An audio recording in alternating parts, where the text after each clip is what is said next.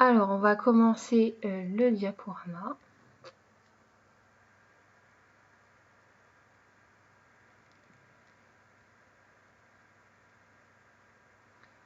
Alors, du coup, avant toute chose, vous êtes beaucoup ici à me découvrir avec ce live sur la peur. Il y a beaucoup de gens que je connais pas. Donc, du coup, je voulais me présenter. Donc, moi, je suis Alexandrine Nobis. Je suis enseignante et cavalière avant tout. Et donc, je suis auteure du blog Éduquer son cheval qui existe depuis 2014. Donc, peut-être que vous connaissez, peut-être que vous connaissez pas. Je sais qu'il y en a certains qui sont abonnés. Voilà. Et puis, je crée des formations en ligne depuis 2019. Donc, c'est assez récent et en même temps assez ancien au regard d'Internet. Voilà.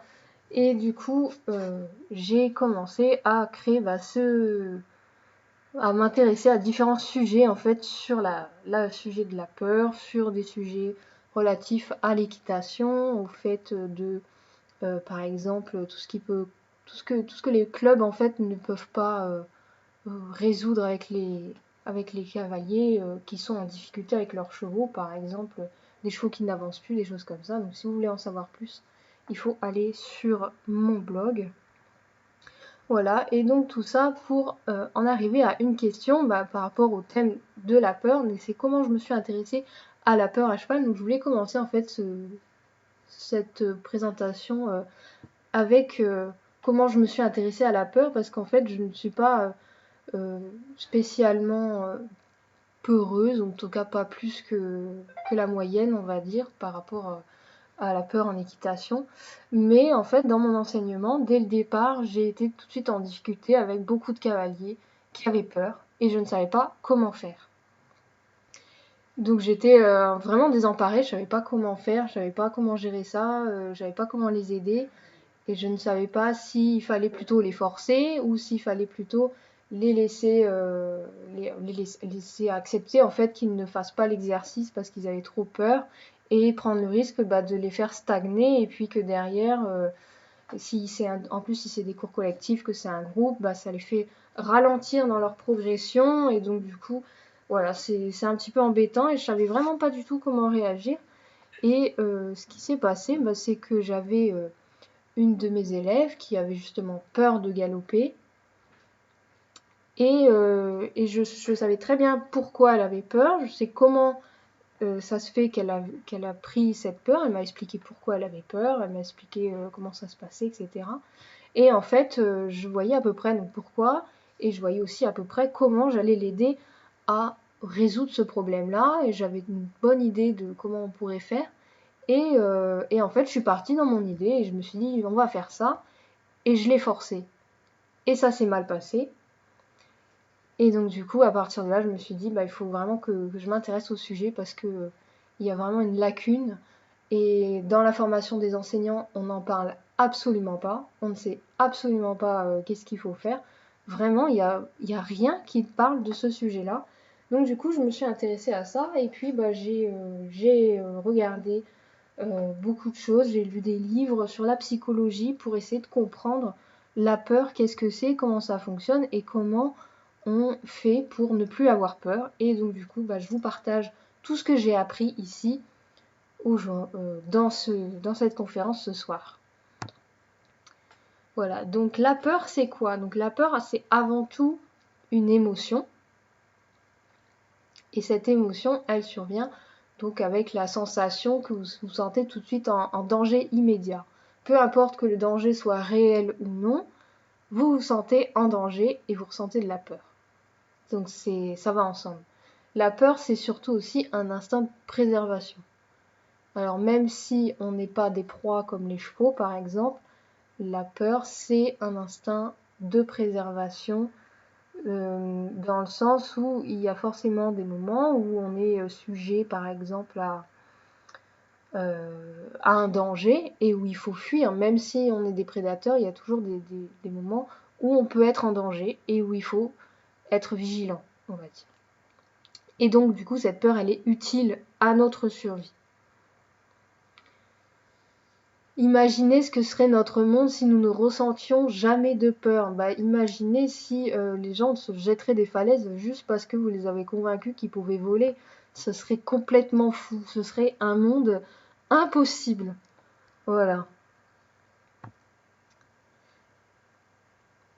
Et donc, qu'est-ce qui crée la peur? Donc, avant de parler de qu'est-ce qui crée la peur, j'aimerais juste vous rappeler donc, que la peur, c'est une émotion. Et que du coup, comme la peur, c'est une émotion, elle ne vous définit pas. C'est pas parce que vous avez peur que vous êtes peureux, en fait. C'est pas quelque chose qui vous définit. La peur, c'est une émotion, et une émotion, c'est passager. Elle ne fait que de vous traverser. Et donc, du coup, elle a forcément un début, et elle a aussi une fin.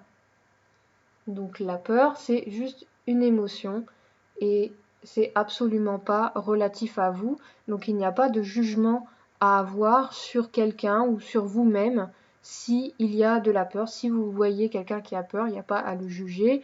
Si vous-même vous avez peur, il n'y a pas à vous juger non plus durement parce que c'est juste une émotion et c'est pas la définition de votre personnalité. Ce sont deux choses différentes. Donc, qu'est-ce qui crée la peur? On va voir rapidement ça. Donc, du coup, les événements violents, chute grave, accident, en lien ou non avec l'équitation d'ailleurs. Forcément, ça marque fortement l'esprit, ça reste imprégné longtemps parce que justement, c'était quelque chose de violent. On a aussi des événements stressants mais répétés, du type harcèlement. Quelque chose qui arrive, qui est désagréable, mais qui arrive tous les jours. Ça va aussi quelque chose qui va ancrer la peur, vraiment sur le long terme. On a la génétique. Alors ça, je le tire donc d'un livre qui s'appelle Psychologie de la peur de Christophe André, qui dit, il y a des études qui ont été faites, donc c'est écrit dedans, il y a des études qui ont été faites que c'est très fréquent, on va dire, qu'un parent qui a une phobie, on va dire, un peu particulière, par exemple la peur de rougir, et sans qu'il l'ait jamais dit à son enfant, l'enfant va développer la même phobie. Voilà, donc la peur, il peut y avoir un facteur génétique. Voilà, donc peur au sens général. Il y a aussi l'identification. Si vous assistez à un accident, par exemple, ou si vous voyez quelque chose à la télé, un accident à la télé, vous vous identifiez à ça, et du coup, c'est comme si vous l'aviez vécu vous-même. Donc ça, c'est l'identification.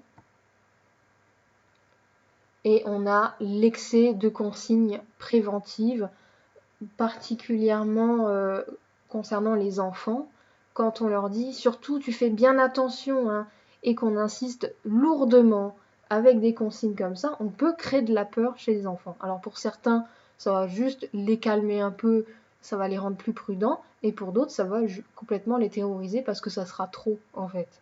Donc les consignes préventives peuvent aussi créer de la peur, un excès en fait dans les consignes. Surtout quand on va dire attention, ne t'approche pas du bord, tu risques de tomber, de te faire mal, etc. Voilà, tout ça, ça va projeter, on va dire, dans l'esprit des images de peur, de danger, etc. Donc du coup, ça peut être utile, hein. Attention, je ne dis pas qu'il ne faut pas prévenir les enfants des choses dangereuses, mais il faut savoir doser. Alors, quand la peur devient un problème, j'espère que vous voyez tout mon écran. Quand la peur devient un problème,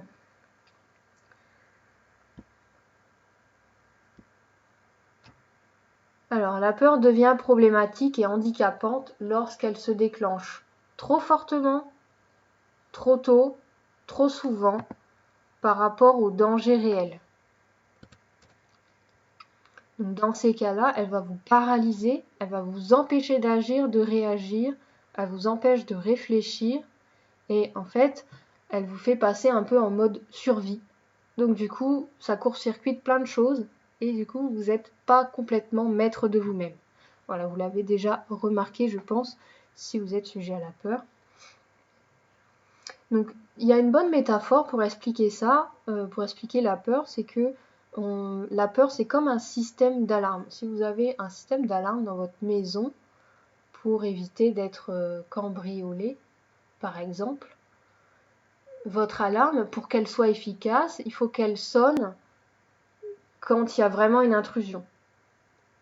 Donc il ne faut pas qu'elle se déclenche à tort et à travers, il ne faut pas qu'elle se déclenche quand il n'y a rien, quand c'est juste le chat qui passe. Et en même temps, il faut qu'elle se déclenche s'il y a quelque chose.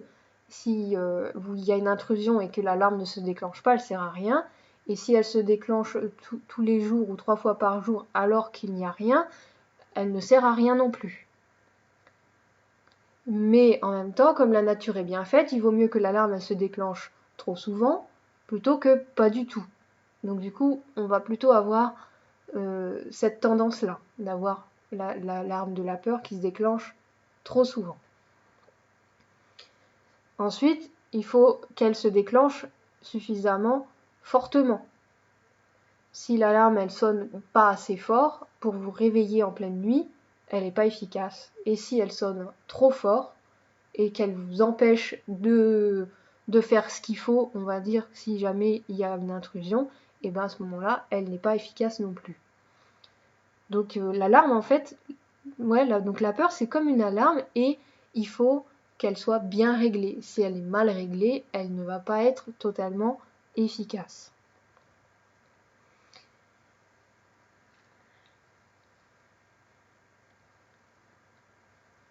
Et donc du coup, elle vous paralyse justement parce que pour vous protéger en fait. Si l'alarme de la peur se déclenche, ça veut dire que vous ressentez que vous êtes en danger.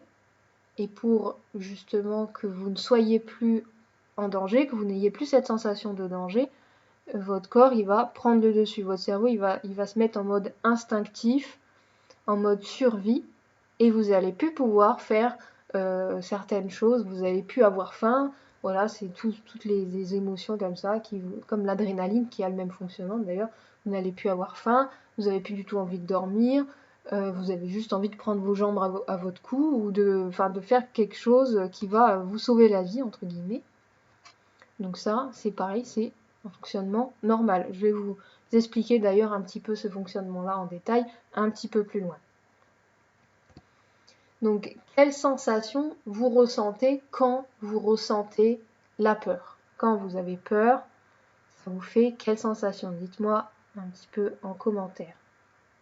Culpabilité, je regrette une fois à la maison, dégoûté, de l'incompréhension, frustré, déception, regret.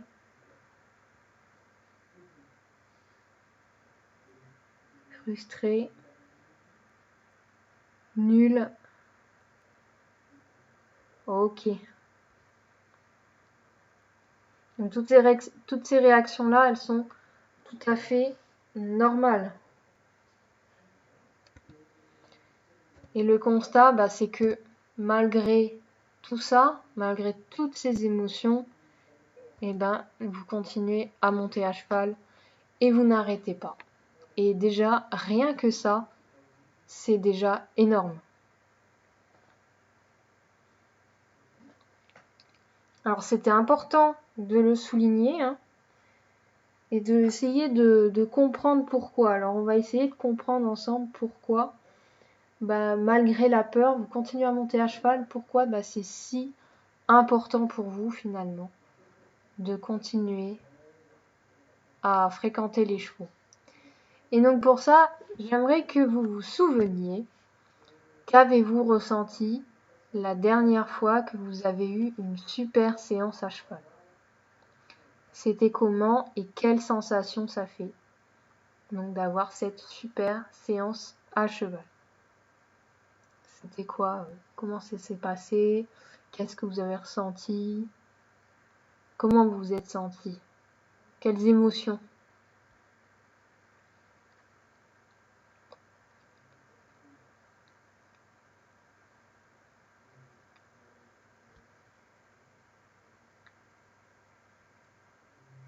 Comment faire diminuer, voire disparaître cette peur? On va en parler ce soir, ça va venir. Si la séance est bien passée, je suis fière d'être passée au-dessus de mes peurs. Si la séance est mal passée, j'appréhende encore plus la prochaine et je doute même d'avoir choisi la bonne jument.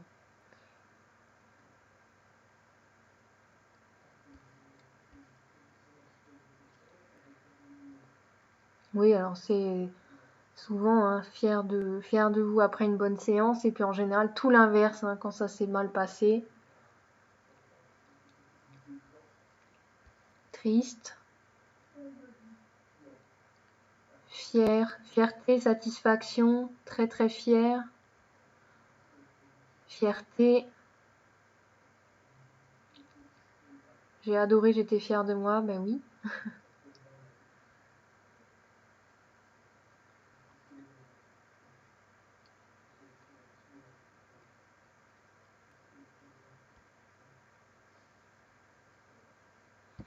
Voilà, et donc les émotions qu'on retrouve en général, bah, c'est bonheur, plénitude, paix, confiance, harmonie, plaisir, perfection, accomplissement, sentiment d'accomplissement et joie intense hein, en général.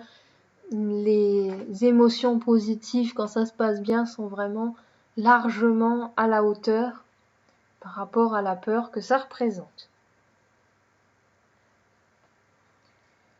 Et donc du coup, pour essayer de ressentir toutes ces émotions-là plus souvent, vous avez certainement essayé des choses.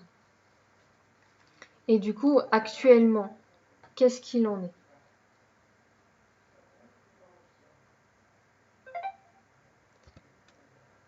À quand remonte la dernière fois où vous avez ressenti toutes ces émotions? À quand remonte la dernière fois où vous êtes senti en fait fier de vous et vraiment rempli de joie, de bonheur par rapport à la bonne séance que vous aviez fait avec votre cheval?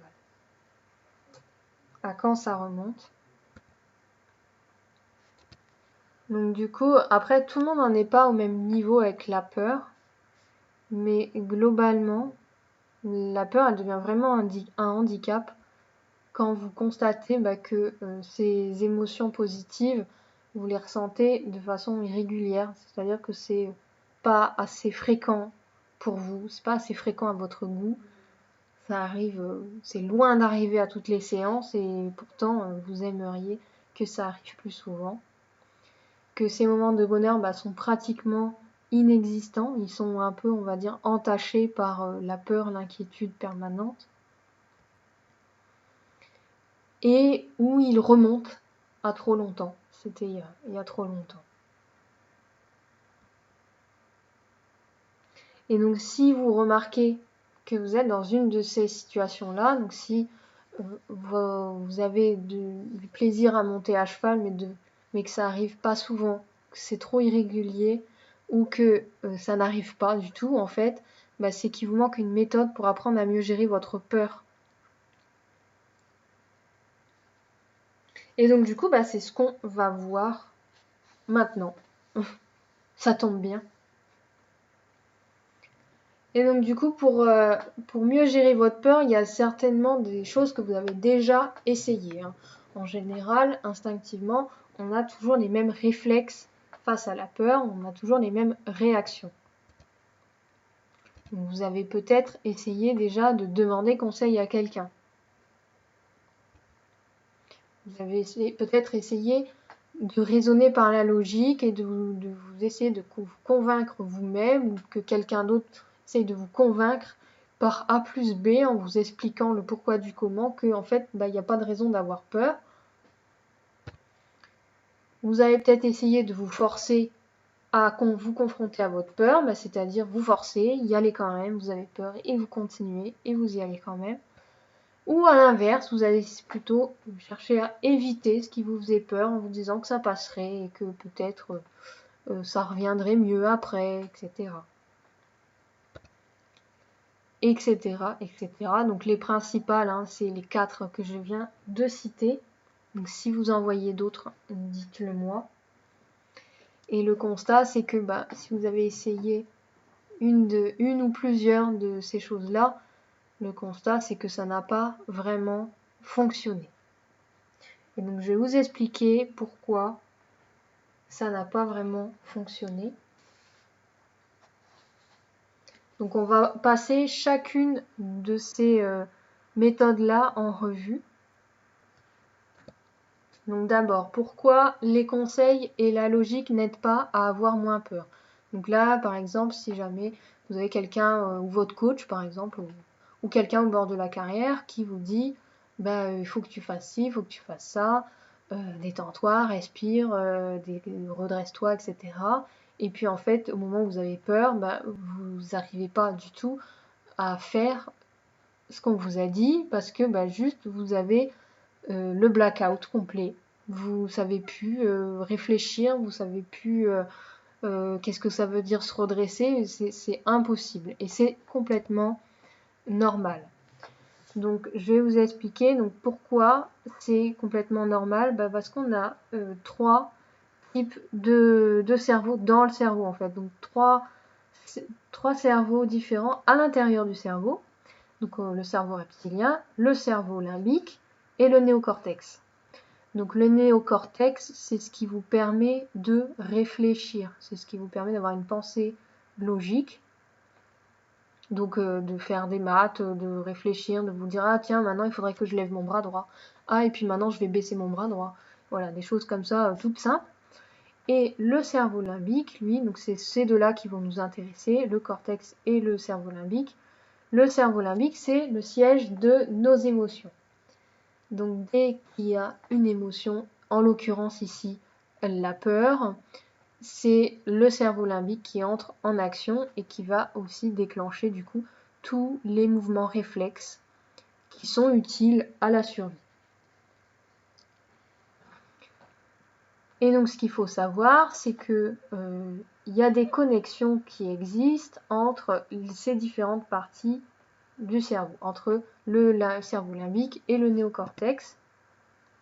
Sauf que ces connexions, elles se font beaucoup dans le sens du cerveau limbique, donc cerveau émotionnel, vers le cerveau pensant, le cortex.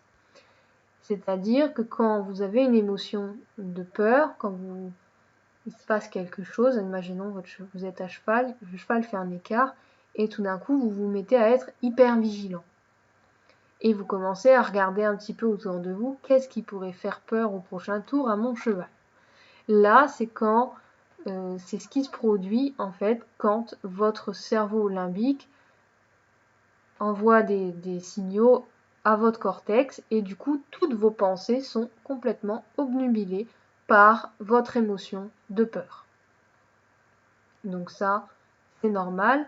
Et quand vous en êtes à ce stade, vous avez encore à peu près le contrôle sur vous-même, malgré le fait que vous soyez juste hyper tendu, hyper vigilant. Et donc la mauvaise nouvelle, c'est que les connexions entre le cerveau pensant et le cerveau limbique, donc elles se font de l'émotion vers la pensée, mais l'inverse, de la pensée vers l'émotion, il n'y en a pas beaucoup en proportion, il y en a très très peu. Et en même temps, c'est normal parce que si il y avait plus de connexion dans le sens des pensées vers les émotions, ça voudrait dire que juste le fait de vous convaincre par A plus B qu'il n'y a pas de raison d'avoir peur, ça marcherait. Et ça voudrait dire que si vous expliquez à quelqu'un qui peut tout à fait voler, s'il saute de la falaise, il va le faire. Mais non, en fait, on a le cerveau limbique, si les choses sont bien faites, pour que même si vous êtes complètement persuadé que vous pouvez voler en sautant de la falaise, vous n'allez pas sauter de la falaise parce que votre cerveau limbique, c'est votre instinct et il va vous empêcher de le faire. Donc finalement, en fait, on ne peut pas diminuer la peur juste par la pensée, par la logique. Tout simplement parce qu'il n'y a pas de connexion dans ce sens-là, elles ne sont pas prévues en fait pour ça.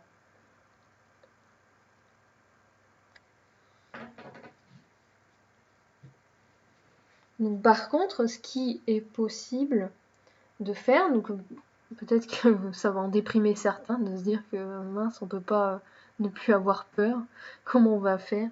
Non, en fait, on peut diminuer la peur, mais on ne pourra pas la faire disparaître parce que la peur, c'est un instinct. elle est naturelle, elle sert à quelque chose, c'est une émotion qui est utile. Même si là, elle vous dérange parce qu'elle est mal réglée, parce qu'elle est trop forte, elle arrive trop souvent, trop fortement. Donc du coup, c'est ça qui vous handicape aujourd'hui. Mais de base, la peur, elle est utile, elle vous sert à ne pas sauter d'une falaise et à avoir un minimum de raisonnement logique et de instinct de survie. Par contre, donc du coup, si on ne peut pas raisonner la peur avec les pensées, juste par la pensée, ce qui va permettre de raisonner la peur, ça va être les actions. Donc le fait d'avoir plein de petites actions, plein de petites expériences positives, c'est ça qui va permettre d'apprendre au cerveau émotionnel que l'alarme, elle s'est déclenchée pour rien. Donc l'idée, ça va être de faire en sorte de déclencher l'alarme pour rien et surtout d'expliquer à ce cerveau limbique, de nous prouver par A plus B, par la pratique, que l'alarme s'est déclenchée pour rien. Et c'est ça qui va vous faire baisser la peur. Voilà donc pour cette partie-là. Donc du coup, pour résumer, je résume rapidement, on a le cerveau limbique émotionnel qui est ici.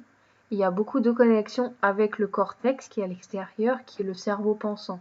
Donc les émotions influencent le cerveau pensant, mais l'inverse n'est pas possible. Ou tellement peu, on va dire, tellement peu. Et donc du coup, autant quand vous avez peur, vos pensées sont focalisées sur la peur, autant si vous vous focalisez sur essayer de faire diminuer votre peur ou de vous convaincre que vous n'avez pas de raison d'avoir peur, ça ne va pas marcher. Donc c'est pour ça que les conseils qu'on vous donne et la logique ne vous aident pas à avoir moins peur. Ok? Donc ça c'était pour cette explication-là. Et que du coup, pour diminuer la peur, ça passera plutôt par la pratique. Ça passera par la pratique et le fait de faire des petites actions positives qui vont faire déclencher un petit peu l'alarme et que le cerveau limbique se rende compte que votre système nerveux se rende compte que l'alarme a été déclenchée pour rien et que du coup il va se réguler. Voilà. Deuxième possibilité, si vous avez peut-être essayé de vous forcer à affronter vos peurs, mais ce n'est pas une bonne idée. Donc là, on a une magnifique flèche avec différents niveaux de peur.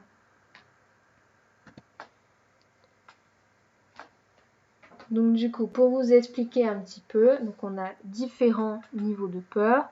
Pas de peur du tout, légère appréhension, peur modérée, peur intense sans perte de contrôle et panique totale avec perte de contrôle. Et donc du coup, le fonctionnement ne va pas être le même, le fonctionnement du cerveau ne sera pas le même selon le niveau de peur. Donc du coup, pas de peur du tout, voilà, on sait tout ce que c'est. Et quand on a une peur qui ne vous empêche pas, qui ne fait pas perdre le contrôle sur vous-même, en fait, le signal nerveux a un fonctionnement, on va dire, à peu près normal. Il va passer par la voie longue. Donc la voie longue, elle est représentée sur ce schéma ici du cerveau en noir. Donc on va dire donc pas la première, mais les trois du milieu sont représentés par la voie longue ici, où on a le stimulus qui vient en fait du regard, de l'œil, et qui monte dans le cerveau en passant par le cerveau reptilien, cerveau émotionnel. Il va jusqu'au cortex, donc jusqu'aux pensées, et là vous vous rendez compte quand c'est dans vos pensées que vous avez peur ou vous avez une réaction de pensée d'hypervigilance, et ensuite ça repart, on va dire, dans le corps pour faire les gestes que vous avez décidés par rapport à votre peur, les gestes que vous avez décidés. Mais par contre, quand on arrive sur une panique totale, que vous perdez le contrôle, que vous n'êtes plus capable de réfléchir, que vous n'êtes plus capable d'entendre quoi que ce soit, que vous n'êtes plus capable de faire quoi que ce soit, que en fait vous êtes juste en mode réflexe, ce qui se passe, c'est que le signal il monte là, il arrive au cerveau émotionnel et il ne passe pas par le cortex, c'est-à-dire que vous ne maîtrisez pas ce signal-là, vous n'en avez même pas conscience et il repart tout de suite. Et c'est là que vous avez les talons qui remontent, vous vous mettez les épaules en avant, vous vous sentez pas bien, la respiration qui se bloque. Voilà, donc tout ça c'est le signal court, enfin le chemin court avec la réponse réflexe en fait qui va juste au cerveau limbique et qui repart tout de suite, sans passer par la pensée. Donc du coup, vous n'avez aucun moyen d'avoir le contrôle là-dessus, puisque le cerveau limbique et reptilien sont des cerveaux instinctifs que vous ne contrôlez pas. Donc du coup, le fait de vous confronter à une situation qui génère un trop fort niveau de peur, ça risquerait de vous faire perdre le contrôle de vous-même et de renforcer davantage votre peur. Donc se forcer, finalement, ça peut être positif, mais à partir du moment où on ne va jamais dans cette zone-là. Quand vous allez dans la zone-là, que vous perdez le contrôle, en fait, vous n'avez plus aucun contrôle sur vous-même. Et donc du coup, vous n'allez rien pouvoir faire. Vous allez juste subir complètement votre peur et vous serez complètement dégoûté après coup parce que vous n'aurez rien pu contrôler. Et en même temps, c'est normal. C'est normal parce que la peur était trop intense. Donc se forcer, oui, c'est important, mais pas n'importe comment. Et pour ça, donc, il y a des étapes à respecter.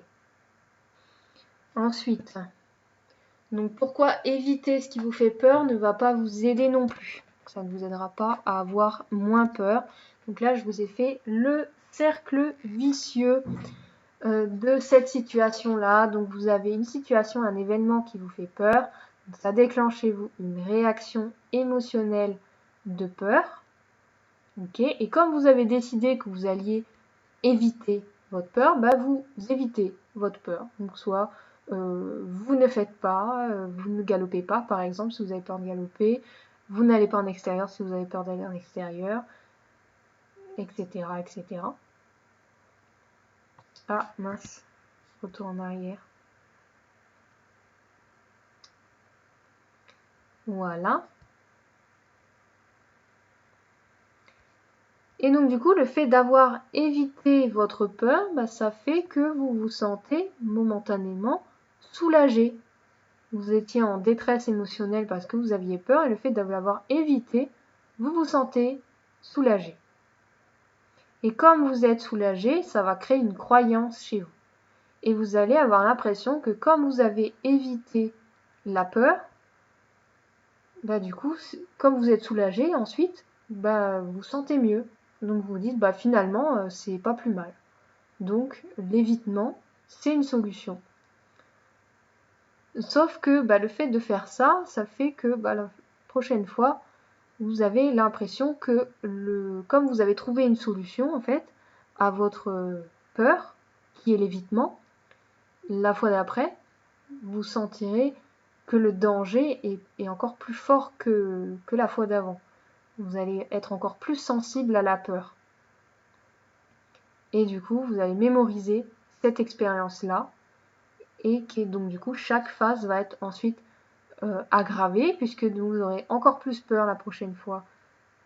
Vous aurez une réaction encore plus forte et vous éviterez d'autant plus vite cette situation. Vous serez soulagé tout de suite derrière et vous allez renforcer votre croyance comme quoi bah, l'évitement ça peut être bien et que l'évitement vous permet de ne plus avoir peur et du coup vous aurez encore plus peur par la suite et vous mémorisez l'expérience et ainsi de suite et on rentre dans une boucle infernale et donc au plus vous évitez la peur, au plus elle grandit et c'est quelque chose qu'on observe très très bien chez les chevaux. Donc quand on travaille en carrière un cheval, il y a souvent, très souvent, il y a toujours le même coin dans la carrière qui fait très peur au cheval et dans ce coin-là, il va toujours souvent avoir des réactions à cet endroit-là. Et donc quand on a un cheval qui a vraiment très très peur du coin, si jamais vous faites l'expérience, vous verrez, vous pouvez en parler à quelqu'un, peut-être que quelqu'un dans votre entourage l'a déjà essayé. Et si jamais votre cheval, vous voyez qu'il a peur et du coup vous décidez de ne plus l'emmener dans ce coin, vous évitez le coin parce que justement il y a des réactions de peur à cet endroit-là, et vous allez constater que rapidement, le coin va s'agrandir. C'est-à-dire qu'au lieu d'éviter juste le coin, vous finirez par éviter le petit côté. Et puis, quand vous commencerez à éviter le petit côté, bah, vous vous retrouverez à finalement travailler plus que sur la moitié de la carrière, puisque le coin il se sera agrandi du petit côté jusqu'à la moitié de la carrière. Et ensuite, une fois que vous aurez évité, on va dire, la moitié de la carrière, il va encore grandir et vous n'aurez plus votre cheval ne sera serein que finalement sur le cercle devant la porte et encore pas toujours sur la partie la plus proche du coin, on va dire, par rapport à la taille de la carrière, par rapport au cercle que vous faites. Donc au plus vous allez dans le sens de votre cheval de ne pas l'emmener dans le coin qui fait peur et au plus le coin s'agrandit. Et là, donc c'est la même chose, au plus vous évitez ce qui vous fait peur et au plus votre peur va s'agrandir.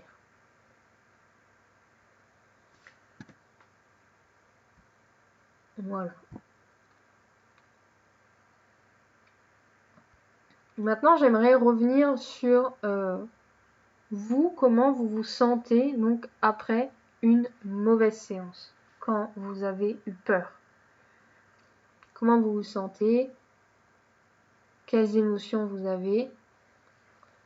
Voilà, donc moi, ce qu'il en ressort, c'est que globalement, ça ressemble un petit peu à cette photo-là. Et vous avez sûrement ces émotions-là, frustration, vous vous sentez nul, incapable, déception, dégoût, culpabilité et même parfois honte. Et ça, toutes ces émotions-là, c'est vraiment un vrai problème. C'est un vrai problème parce que ces pensées-là, elles sont aussi importantes et elles vont aussi jouer un rôle dans le fait de augmenter, on va dire, ou d'accélérer votre peur.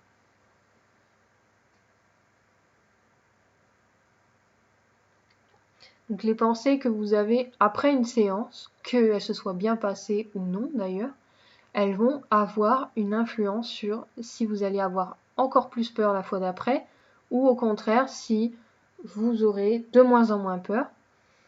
Et donc on peut, si je devais vous donner un exemple par exemple, on pourrait dire une personne a peur de galoper.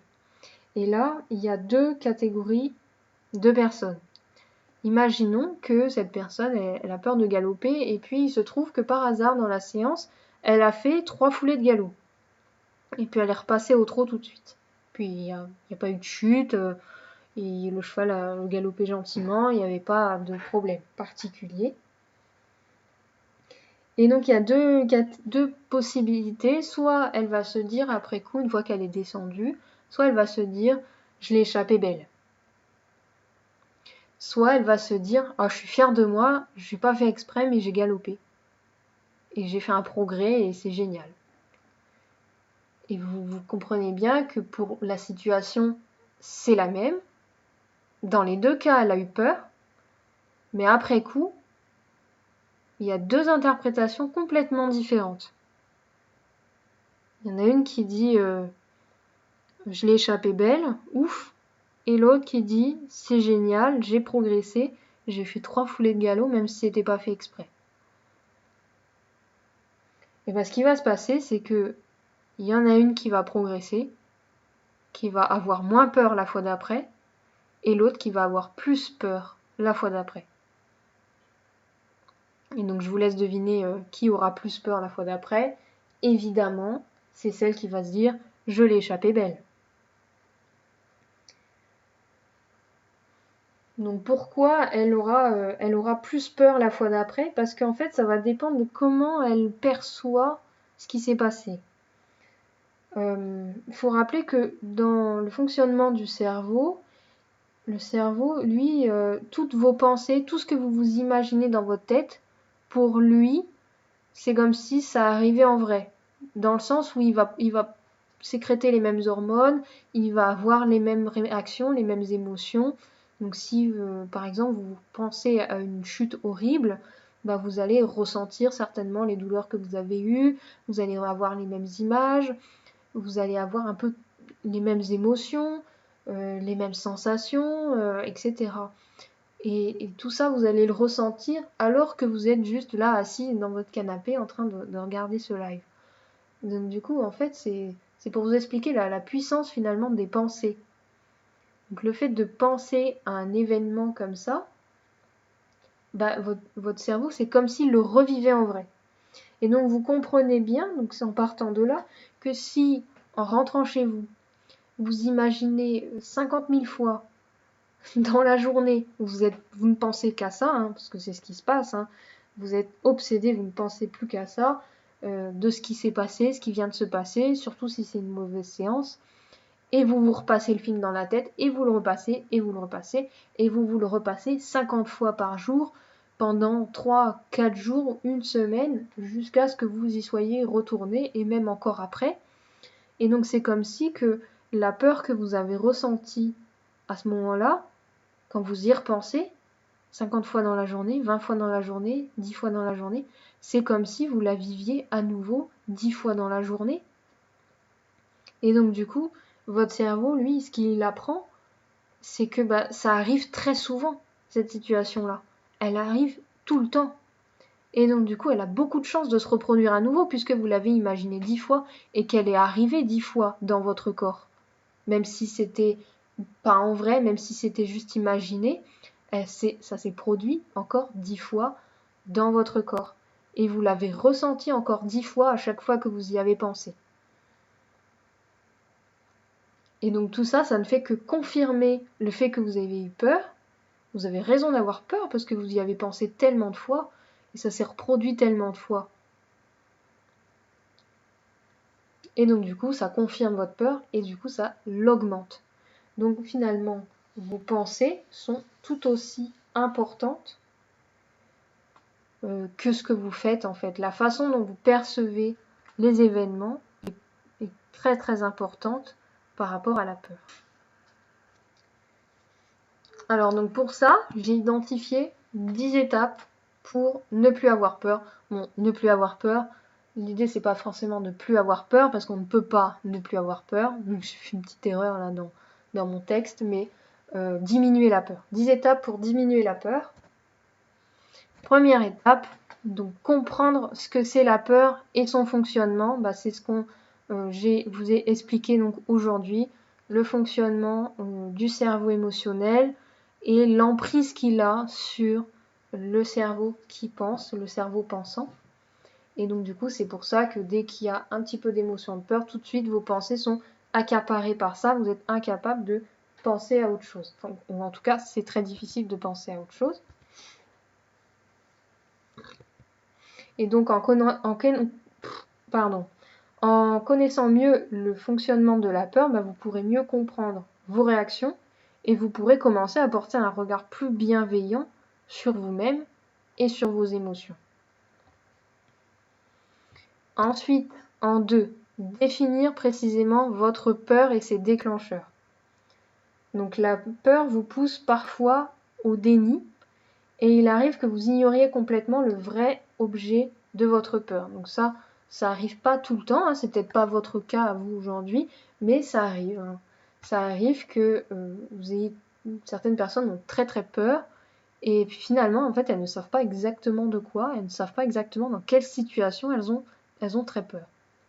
Donc ça c'est important de clarifier ça, quelle situation vous fait peur et qu'est-ce qui vous donne l'indice, qu'est-ce qui déclenche la peur. Est-ce que c'est parfois c'est juste les oreilles du cheval, juste la position de l'encolure, les oreilles du cheval. Et ça va juste déclencher la peur. Donc ça peut être un exemple, on va dire. Peut-être que vous le connaissez aujourd'hui, peut-être que vous ne le connaissez pas. En tout cas, c'est important de le définir pour savoir en fait bien l'analyser. Au mieux vous comprenez comment votre peur fonctionne, au mieux vous pourrez, on va dire, la gérer. En 3, accepter votre peur et savoir en parler sans honte. Donc ça, en fait, c'est toute la phase qui consiste à comprendre que vous n'êtes pas égal à votre peur, que la peur n'est pas votre identité, que c'est juste une émotion, et que comme toutes les émotions, elle ne fait que de vous traverser. Donc ce que vous faites sous le coup de la peur, c'est pas vous, c'est votre peur. Donc ça, c'est bien de le garder en tête. Et surtout que la culpabilité et la honte, ça ne vous aidera pas hein, à avancer. Au contraire, ça va plutôt vous enfoncer. Donc bien prendre conscience de ça et porter un regard plus bienveillant sur soi. Après, savoir en parler, ça peut être important aussi si actuellement vous montez tout le temps en cours ou si vous montez en club. Ça peut être important pour vous aujourd'hui de discuter avec votre moniteur, avec votre coach et d'être un peu mieux accompagné par lui, de lui expliquer comment ça fonctionne, de lui expliquer peut-être de lui montrer le replay de ce live pour l'aider à comprendre un petit peu le fonctionnement de la peur pour qu'il puisse vous aider ensuite, qu'il puisse mieux vous écouter, mieux comprendre comment il peut vous aider. Ça peut être déjà une idée. Ça peut être bien aussi pour les gens qui vous entourent, qui vous donnent des conseils et qui sont frustrés parce qu'ils voient que vous n'appliquez pas les conseils, parce que vous avez trop peur et que vous êtes incapable d'appliquer quoi que ce soit, parce que vous perdez le contrôle de vous-même. Donc ça peut être bien aussi de leur expliquer pour quand même garder des relations normales avec eux, avec de la compréhension. Ensuite, numéro 4, savoir pourquoi l'équitation est si importante pour vous, ça va vous permettre de garder la motivation sur le long terme, de savoir pourquoi vous vous battez jour après jour pour diminuer votre peur, pour surmonter votre peur et donc rester motivé pour continuer à y aller à l'équitation et faire les efforts qu'il faut, etc. En numéro 5, définir un objectif réaliste et qui a du sens pour vous. Donc l'objectif, ça vous permet de savoir dans quelle direction vous allez en fait. Est-ce que vous voulez ne plus... Et ça, c'est en lien aussi beaucoup avec de quoi vous avez peur, mais pas toujours. En fait, si par exemple, vous avez très peur de sauter de l'obstacle, mais que vous n'avez aucun plaisir à sauter à l'obstacle, en fait, c'est juste un objectif qui n'a pas de sens pour vous. Donc si ça n'a pas de sens pour vous, c'est que c'est pas important et donc c'est pas quelque chose qui va vous motiver. Donc il faut savoir aussi trouver un objectif qui vous fait rêver, que vous avez envie d'atteindre et qui vous fait peur en même temps. Donc quelque chose qui a du sens pour vous. Numéro 6, évaluez votre niveau de peur pour chaque situation. Donc faire les niveaux de peur, c'est important pour faire le point, savoir où vous en êtes actuellement. Voilà, quand vous longez votre cheval, à quel point vous avez peur. Quand vous montez en carrière au pas, en carrière au trot, en carrière au galop, en extérieur au pas, en extérieur, etc. Voilà, de bien avoir une cartographie précise de toutes les situations dans lesquelles vous êtes avec votre cheval et à quel point vous avez peur dans ces situations-là ou à quel point ça va, il n'y a pas de problème. Donc ça, c'est important pour faire un point à l'instant T sur la situation telle qu'elle est. Et avec ça, ça va vous permettre ensuite de pouvoir utiliser les niveaux de peur, donc en numéro 7, pour vous mettre dans des situations de réussite plus souvent. C'est l'idée de faire des petits pas, donc des petits progrès tous les jours, pas tous les jours. Et encore, parfois, il faut confirmer les petits pas. Donc, on refait jusqu'à ce qu'on soit à l'aise pour agrandir un petit peu sa zone de confort. Et l'idée, en fait, c'est d'éviter de se retrouver dans des situations où vous perdez le contrôle de vous-même et où c'est la peur qui prend le dessus, qui prend le contrôle sur vous et vous ne pouvez plus rien faire. Donc là, quand ça arrive, il n'y a pas à vous en vouloir. C'est normal. Je vous ai expliqué pourquoi. Mais donc le cerveau court-circuite et vous êtes incapable de prendre le contrôle. C'est complètement normal. C'est ainsi que la nature est faite. Donc c'est normal. Et il n'y a pas à se culpabiliser pour ça.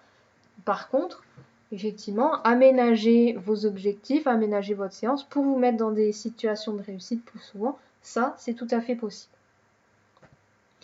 En numéro 8, mieux gérer votre mental et vos émotions en maîtrisant les outils à disposition. Donc c'est des outils que je mets à votre disposition pour mieux gérer vos émotions, quand vous avez eu peur, quand vous avez perdu le contrôle, pour vraiment juste remettre votre mental plutôt dans un état d'esprit positif qui va vous faire avancer, pour calmer les émotions, pour vous remettre dans un autre type d'émotion qui va vous aider donc à reprendre une position correcte, à pouvoir reprendre la séance correctement sans avoir, on va dire, toutes les conséquences de la peur. Parce que parfois la peur elle se déclenche et puis une fois qu'elle s'est déclenchée, elle redescend pas forcément tout de suite.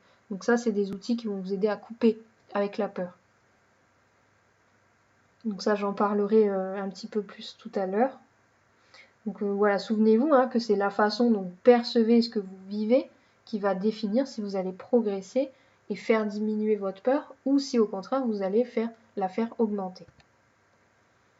Et en numéro 9, adaptez vos objectifs à vos émotions pour mieux gérer les rechutes et progresser plus vite. Alors les rechutes, il y en a toujours. C'est pas linéaire. Donc la peur n'est pas linéaire. Il y a des moments où vous aurez plus peur et puis il y a des moments où vous serez en confiance et vous serez en harmonie complète avec votre cheval. Donc ça dépend. C'est des cycles, on va dire.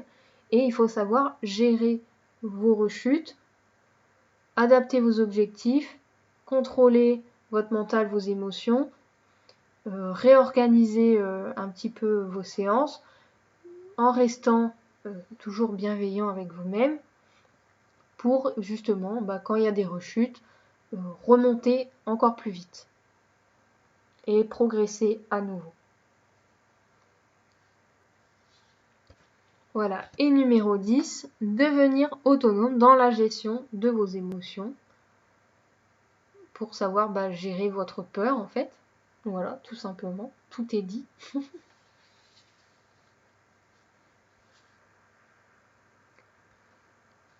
Ok. Ensuite, donc ce que vous avez appris, on arrive bientôt à la fin de notre live. Donc ce que vous avez appris aujourd'hui dans ce live. Donc la peur, elle devient problématique lorsqu'elle vous empêche d'avoir une vie équestre normale. Donc pour résumer. Donc une vie équestre normale, c'est si vous avez envie de faire quelque chose, vous le faites. Si vous ne pouvez pas le faire parce que vous avez peur, là c'est pas normal. Ensuite, vous avez appris qu'on ne peut pas raisonner la peur par la logique.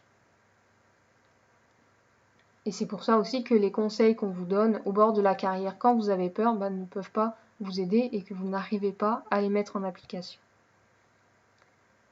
Se forcer à aller vers la peur, c'est prendre le risque de vous faire encore plus peur et de la renforcer.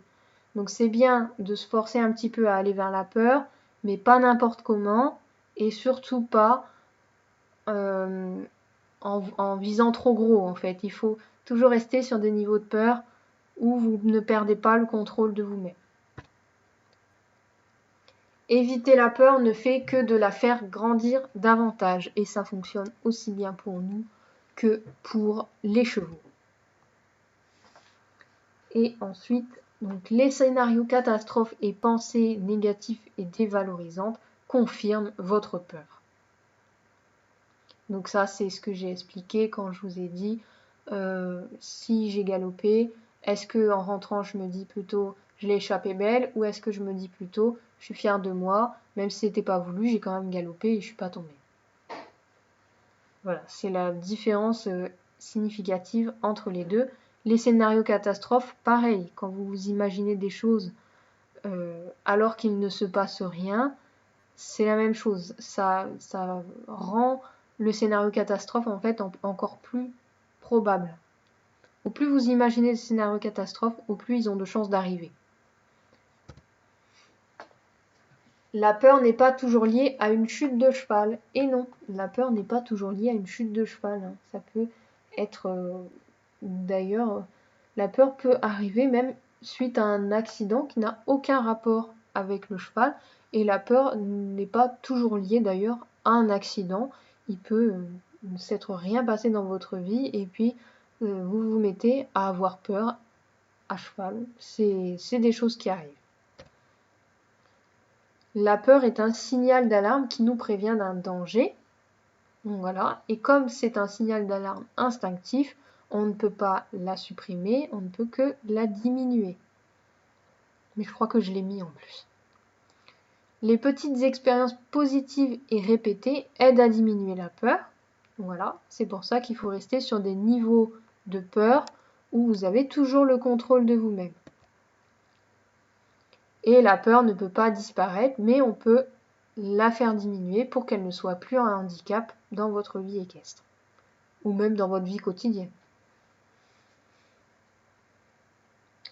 Voilà, donc si vous êtes encore là sur ce live, ce que je peux vous proposer, c'est d'aller un petit peu plus loin sur la peur, particulièrement si vous vous êtes reconnu dans tout ce qui a été dit ici, si vous avez vraiment conscience que la peur est devenue un handicap pour vous dans la pratique de l'équitation aujourd'hui.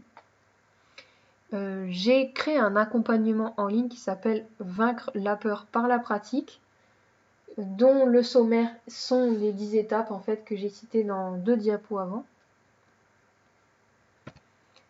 Donc c'est un accompagnement en ligne dans lequel on aborde chacune des 10 étapes pour faire diminuer votre peur, donc les 10 étapes qu'on a vues dans la diapo d'avant. Vous apprendrez à l'intérieur à maîtriser les outils de gestion émotionnelle, donc il y en a plusieurs, il y a la visualisation, il y a les élastiques, il y a les routines, et le quatrième je l'ai oublié, mais de toute façon je vous donnerai le lien, et il y a le sommaire sur le lien, vous pouvez aller voir. Vous aurez accès à un groupe privé d'entraide constitué de personnes qui sont dans la même situation que vous, donc ça vous permettrait d'échanger en fait avec des personnes qui sont dans la même situation.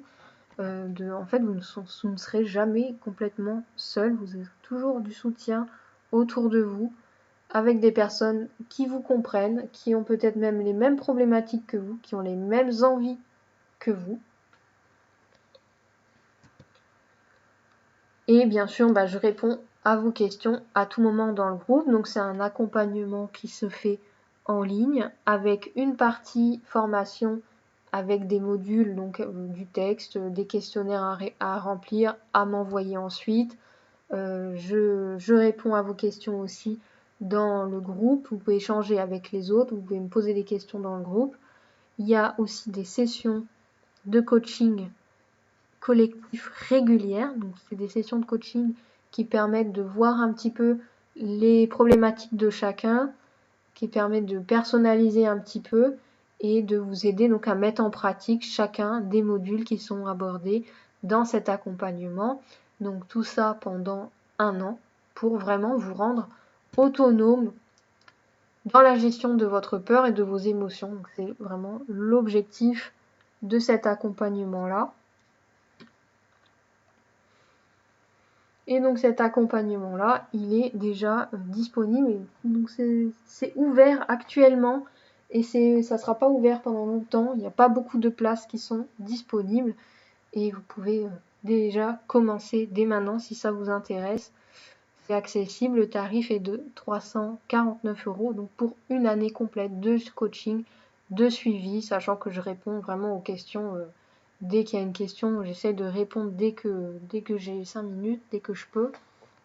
Donc vraiment, c'est un suivi très, très, très poussé, très personnalisé. Donc, si ça vous intéresse, si vous voulez aller voir la page, je vais vous mettre le lien dans le chat, en commentaire même d'ailleurs. Hop. Alors, je vais chercher le lien.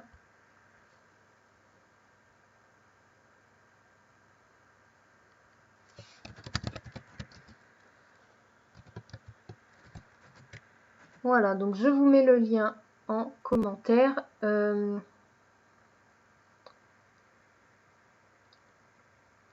Donc, dès que vous voyez le lien, vous pouvez aller le voir, vous cliquez dessus, vous allez tomber sur la page de présentation. Donc, la page de présentation, elle est là.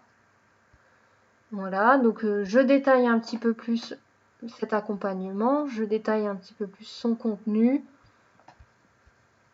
Vous avez le sommaire avec donc tout ce qu'il y a dedans. Donc il y a plusieurs modules, hein. Il y a le module sur le mécanisme de la peur que vous pouvez déjà regarder en plus dès maintenant, et il est possible en aperçu. Il est disponible en aperçu avec le petit quiz à la fin. Vous avez la partie définir, accepter vos peurs, définir votre objectif. Voilà, en fait, c'est les 10 étapes que j'ai détaillées tout à l'heure. Les différents degrés de peur avec des questionnaires à remplir, encore une fois. Les outils pour gérer les émotions, les pensées avec les ancrages, visualisation. Voilà, et puis un petit module sur la mise en pratique, les confrontations avec les rechutes, et éventuellement, parfois, il peut y avoir besoin de modules techniques spécifiques, hein, ça dépend selon les attentes. Oui, on peut réécouter le tout, il y aura un replay qui sera mis en ligne.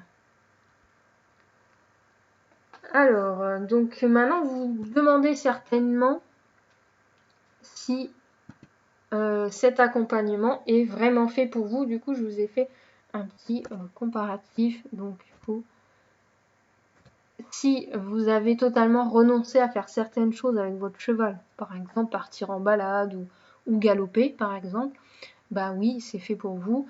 Si dans certaines situations, vous perdez complètement vos moyens, vous n'êtes plus capable de rien, donc c'est-à-dire que vous rentrez dans une phase de peur qui est vraiment trop intense et qui court-circuite complètement vos capacités à faire autre chose que ce que votre peur vous dit. Si malgré tous vos efforts, vous ne voyez pas d'amélioration, vous ne vous en sortez pas tout seul, vous n'y arrivez vraiment pas, c'est que vous avez vraiment besoin d'aide. Si une fois à la maison, vous rentrez à la maison, vous vous sentez nul, vous vous sentez incapable, vous avez toujours des émotions qui sont négatives, qui sont vraiment pas des émotions qui vous aident à avancer. Et si vous êtes surtout super motivé pour vous impliquer dans cette aventure, pour progresser, pour vraiment diminuer votre peur, pour vous dépasser là-dessus, bah oui, à ce moment-là, c'est fait pour vous. Et ensuite, bah, c'est pas fait pour vous. Par contre, bah, si vous n'avez pas suffisamment de temps libre pour mettre en pratique les exercices donnés, parce que c'est pas une méthode magique, je vais pas faire les choses à votre place, donc il faudra quand même un minimum d'investissement pour pouvoir appliquer donc les exercices qui sont donnés, et puis bah, répondre aux questionnaires, etc. Regarder les messages qui sont mis sur le groupe, parce que des fois il y a des informations que vous pouvez qui sont intéressantes pour vous, qui sont mises dans le groupe et puis qui peuvent aider d'autres personnes aussi du groupe. Donc là, il faut vraiment quand même avoir un petit peu de temps disponible et un peu de temps à consacrer à ça. Ensuite, c'est pas pour vous non plus si vous n'avez pas de sursatisfaction à surmonter vos peurs. C'est l'exemple que je donnais tout à l'heure avec l'obstacle. Si vous avez peur à l'obstacle, mais qu'au fond de vous, vous ne trouvez aucune raison pour laquelle vous aimez l'obstacle, bah à ce moment-là, c'est pas pour vous. Vous ne pouvez pas avoir de motivation à surmonter votre peur pour quelque chose que vous n'aimez pas spécialement de base. À ce moment-là, il suffit juste d'arrêter de faire de l'obstacle tout simplement. Mais si par contre vous en avez très très envie, là oui, effectivement, il y a quelque chose à faire. Même chose, c'est pas pour vous si vous ne voulez plus jamais ressentir la peur. Ça n'existe pas, ou en tout cas, ça n'existe pas chez moi. Hein. Ça existe peut-être chez les charlatans, mais non, ne plus jamais ressentir la peur, ce n'est pas possible. Parce que la peur, bah, c'est un instinct, je le rappelle, et on ne peut pas en fait court-circuiter, on ne peut pas enlever des choses que on a depuis, on va dire, le début de notre évolution. On ne peut pas enlever cette peur, donc elle sera toujours là. C'est juste que cette fois, vous aurez les outils pour la surmonter, pour mieux la gérer, on va dire.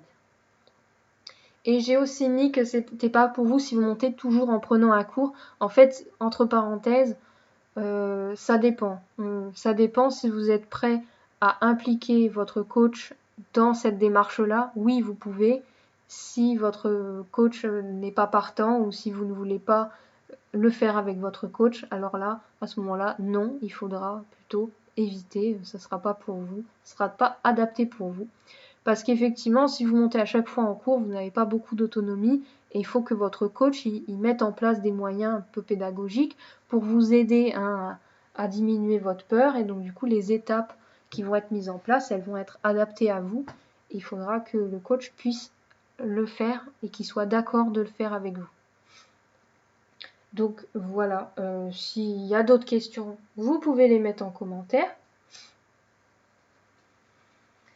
Et j'ai un petit témoignage aussi à vous montrer d'une élève donc, qui a déjà suivi la formation. Donc c'était la session de l'année dernière, enfin de l'année, on va dire du début d'année, puisque je l'ai ouverte, la dernière fois que je l'ai ouverte c'était au printemps. Et donc je vais vous passer le témoignage de Patricia qui a bien voulu faire une petite vidéo pour vous expliquer un peu ce qu'elle a vécu. Alors si la vidéo veut bien marcher. Ah bah non, la vidéo marche pas. Oh, il n'y a rien qui va aujourd'hui. Ah si, c'est bon.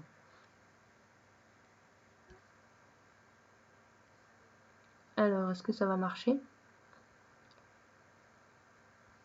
Mystère, on ne sait pas si ça va marcher. Bon, de toute façon, même si on ne peut pas voir le témoignage ici, là, dans ce live, vous allez sur le lien que j'ai donné. Vous allez voir sur le lien et vous aurez tous les témoignages. Donc, il y en a quelques-uns qui sont juste extraordinaires, que j'adore. Je vous adore, les filles.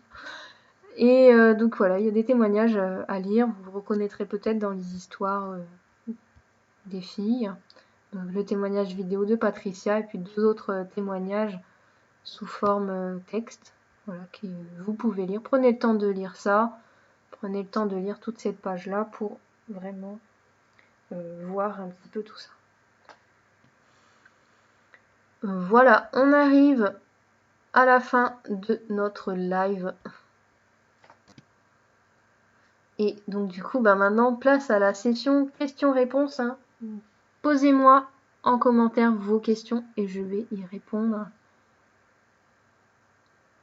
Y a-t-il un module qui parle de la peur à côté du cheval aussi? Oui, en fait, quand je parle de la peur à cheval, je ne parle pas forcément de la peur à cheval monté, mais il y a aussi la peur à cheval, par exemple, des gens qui ont peur de se faire piétiner par leur cheval, de rentrer dans un box, de lâcher son cheval en liberté et de rentrer dans la carrière où le cheval est en liberté, des choses comme ça. Hein, tout ça, ça rentre ensemble. Donc il n'y a pas il n'y a pas de module dédié forcément à la peur à des sujets particuliers. Il n'y a pas un module sur le galop, il n'y a pas un module sur la peur en longe, il n'y a pas un module sur la peur en liberté. Mais en fait, tout ça va être abordé dans les questionnaires. Vraiment, c'est dans la façon dont vous allez définir votre peur, ça peut tout à fait être la façon dont vous définissez votre peur. Pour donner un exemple, j'ai une de mes élèves qui avait peur en fait de son cheval au point qu'elle ne rentrait plus dans le paddock sans prendre une chambrière. Elle avait peur de se faire attaquer et d'ailleurs son cheval commençait à avoir un comportement agressif parce qu'elle avait peur. Donc tout ça c'est un cercle vicieux qui s'aggravait encore davantage parce qu'elle avait peur. Et comme elle avait peur et qu'il l'attaquait, bah du coup elle avait encore plus peur, donc elle n'avait pas les bonnes réactions pour justement gérer ce comportement-là, et donc du coup ça s'est aggravé. Et puis elle avait donc aussi le problème avec son cheval qui se met debout un petit peu en longe. Il lui a pas fait souvent, mais c'était vraiment sa hantise. Et donc en travaillant vraiment avec ces outils-là, on a pu améliorer les choses pour qu'elle ait plus peur en fait à cheval, qu'elle apprenne à mieux gérer ses émotions avec des exercices des fois un peu farfelus, un peu bizarres, comme par exemple le fait de se mettre accroupi alors que le cheval est au galop en liberté, ou des choses comme ça, pour lui faire prendre conscience des choses telles qu'elles sont réellement. Donc oui, c'est complètement adapté si on a peur à côté du cheval. Merci beaucoup Sarah. Comment garder le contrôle quand la peur est en extérieur? En extérieur, tu veux dire en balade, j'imagine. Donc, en fait, le but, c'est pas forcément de garder le contrôle, en fait, on va plutôt chercher à te mettre dans des situations où tu vas garder le contrôle de toi-même. Et effectivement, ça peut arriver que la situation dégénère, mais à ce moment-là, on va mettre en place des routines, des outils, des choses qui vont t'aider à avoir les bonnes réactions, donc qui vont d'abord t'aider à te ressentir en sécurité de nouveau, pour pouvoir ensuite couper avec ton émotion et reprendre assez rapidement ta séance du coup en extérieur, que ce soit en extérieur d'ailleurs ou pas, ça ne change rien. C'est vraiment le processus pour gérer l'émotion, pour gérer la peur sur lequel on va travailler. Et pas le fait d'être en extérieur ou pas. Mais ça marche très bien, hein, que l'on soit d'ailleurs en extérieur, à pied, en carrière, au galop, à l'obstacle, ça marche dans tous les cas. Des solutions quand on se transmet la peur entre la jument et soi. La jument a peur, du coup j'ai peur, comme j'ai peur, elle a encore plus peur. Oui, alors effectivement, c'est une des principales difficultés de l'équitation, c'est que quand on a peur, bah forcément, ça a une répercussion sur le cheval. Donc ça c'est logique.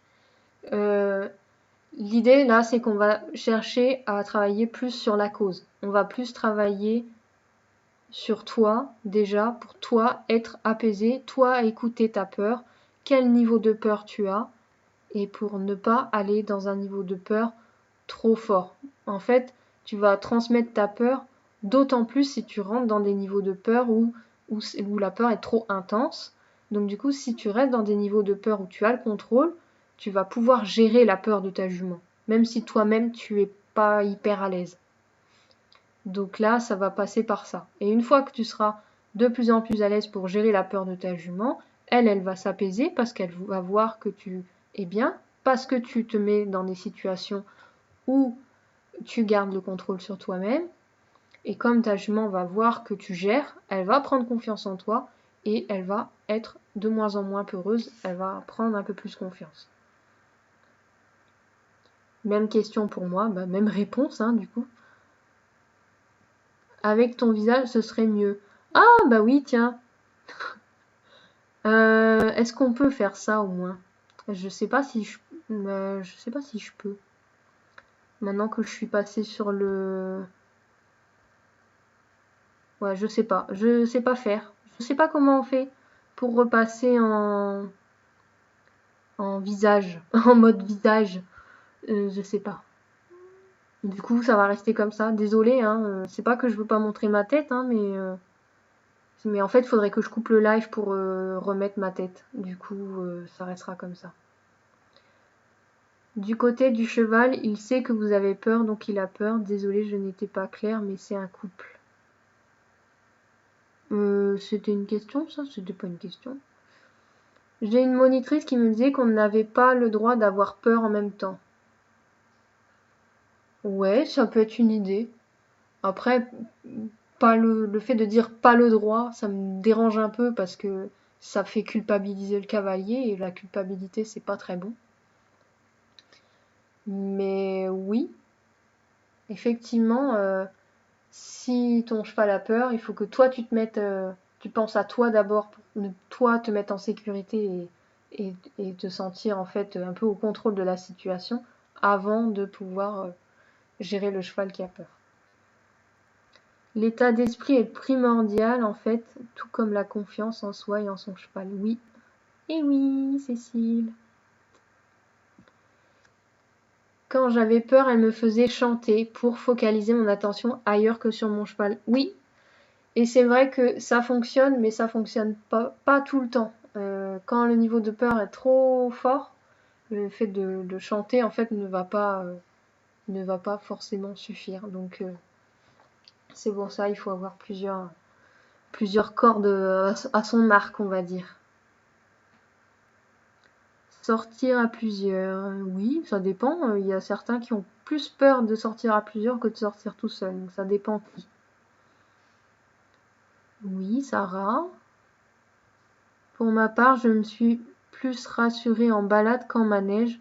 Beaucoup ne comprennent pas. Eh ben, écoute, moi je te comprends parce que tu n'es pas la seule, figure-toi. J'en connais une aussi qui est pareille. Le manège, ça l'angoisse. Elle a plein de mauvais souvenirs dans les manèges. Et puis en extérieur, aucun problème. Donc je te comprends complètement, Alicia. Tu n'es pas un extraterrestre. Comment gérer sa peur à elle? Commencer déjà par gérer ta peur à toi. Et ensuite, j'avais fait une vidéo sur le fait de gérer la peur du cheval. La meilleure réaction, autant que possible, c'est d'ignorer. Indifférence.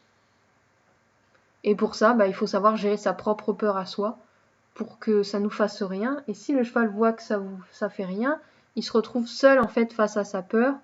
Et vous gardez une position, on va dire, de leader, inspirante, on va dire, qui n'a pas peur, qui est sûr de lui. Et ça va rassurer le cheval. Ça peut paraître un peu bizarre dit comme ça, mais je l'ai déjà essayé et ça marchait assez bien. Il y avait une jument comme ça. Au plus on se stresse, au plus on se tend et au plus elle devient explosive. Et en fait, quand elle pouvait regarder un petit peu des choses, et puis quand elle regardait qu'elle faisait un écart, si je ne raccourcissais pas mes rênes, après, elle ne bougeait plus de la séance et il ne se passait plus rien de la séance. Mais si je raccourcissais mes rênes, elle partait beaucoup plus loin que si j'y touchais pas. Donc ça peut être un exemple inspirant. Alors je sais que c'est pas forcément évident quand vous avez peur, mais c'est pour ça qu'il faut d'abord travailler sur votre peur. Merci pour tout, très intéressant, j'irai voir le lien. Écoute, vas-y, parce qu'il reste pas beaucoup de place. Et je pense que ça va partir assez vite. J'ai un peu tout essayé, mais rien à faire, elle a peur.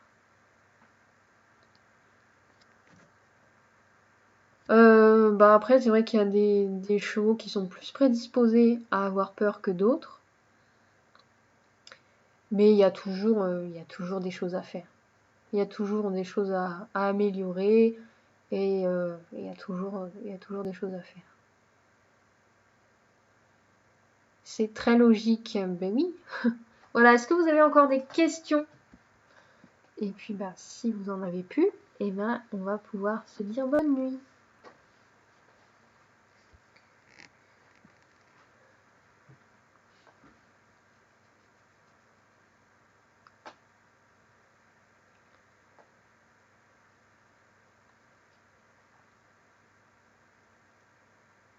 Bon, en tout cas, merci à vous d'être restés jusqu'au bout. Merci aux 21 courageuses plutôt, qui sont restés jusqu'au bout malgré les problèmes techniques, le fait de devoir redémarrer le live 4 fois pour que ça fonctionne, les coupures intempestives, etc.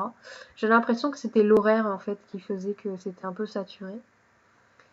Voilà, donc merci à vous d'être restés jusqu'au bout. J'espère que ça vous a appris des choses, que ça vous a aidé, que ça vous a donné des idées pour avancer avec votre peur. Et si jamais vous en sortez pas tout seul, vous savez où aller, vous allez voir le lien et on pourra avancer là-dessus tous ensemble dans la bonne humeur et la bienveillance. Ok, donc il n'y a plus de questions. Du coup, merci à tous. Et je vous souhaite une bonne soirée. Et je vous dis à bientôt peut-être pour un prochain live ou pour le replay, si jamais vous voulez revoir le replay. Voilà, bonne soirée à tous!